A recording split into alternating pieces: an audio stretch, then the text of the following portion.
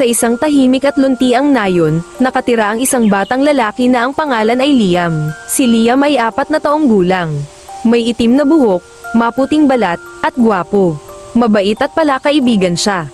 Nakatira siya kasama ang kanyang mapagmahal na mga magulang at ang kanyang nakakatuwang kapatid na babae. Tuwing umaga, sabay silang bumabangon ni ate upang pakainin ang kanilang mga alagang hayop. Habang pinapakain ang mga hayop, sila ay naglalaro sa damuhan, naghahabulan, at nagtatawanan. Ate, pakainin natin si Baka. Sigaw ni Liam habang hawak ang timba. Opo Liam. Ako naman kay puting aso. Sagot ng kapatid niya. Minsan, nagdadala si nanay ng tinapay, prutas, juice at gatas sa ilalim ng punong mangga. Doon sila masayang nagpipiknik. Masaya si Liam sa buhay sa nayon, simple, puno ng pagmamahalan, tawa, at laro. Sa puso ni Liam, ito ang pinakamasayang lugar sa buong mundo.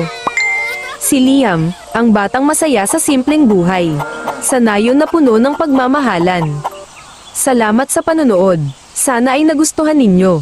Huwag kalimutang mag-like, mag-share, mag-comment, at mag-subscribe para sa higit pang mga kwento. Maraming salamat!